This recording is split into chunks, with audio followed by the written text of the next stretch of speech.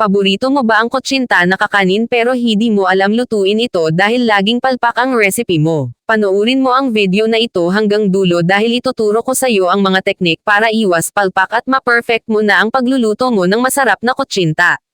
Sa isang bowl, maglagay ng 2 and 3/4 cup ng tubig at 1 and 1/2 cup ng brown sugar. Kung gusto nyo na mas dark ang kulay ng inyong kutsinta, gumamit po kayo ng dark brown sugar. Tapos haluin mo lang hanggang matuno ang asukal. Tapos maglalagay tayo ng 3 teaspoon ng lye water or lihiya. Teaspoon po na panukat ang gamitin, huwag tablespoon. Magkaiba po yun. Mas malaki nagsukat ng tablespoon. Baka kasi palm 8 ang kutsinta mo kapag tablespoon na panukat gamitin mo. Tapos, sa isang bowl, pagsamahin ang 1 cup ng all-purpose flour at 1 cup din ng cassava flour. At mas maganda kung sasalain or i-sift mo ito. Sa ganitong paraan ay maiiwasan ang pagkakaroon ng lumps o buo-buo ng mixture mo at magiging makinis o smooth talaga ang kutsinta mo. Tapos ibuhos mo na ito sa liquid ingredients mo at haluin mo lang hanggang wala ng lumps or buo-buo.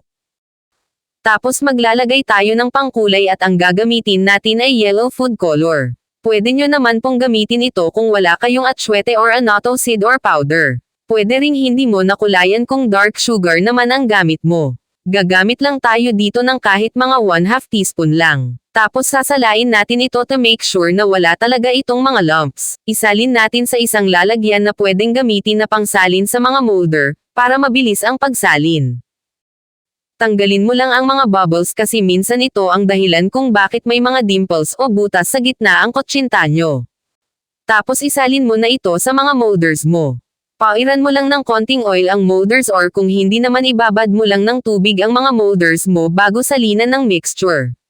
Dapat habang ginagawa mo ito ay nagpapakulo ka na ng tubig ng steamer mo. Hindi na natin lalagyan ng cover na tela ang takip or lid ng steamer. Ganito lang pwede na po, pero kung gusto nyo lagyan okay lang naman. Dapat kumukulo na ang tubig bago nyo ito isalang. Steam mo ito sa katamtamang apoy lang ng 25 to 30 minutes, depende sa laki ng molders na gagamitin mo. After steaming, luto na ang mga kutsinta natin.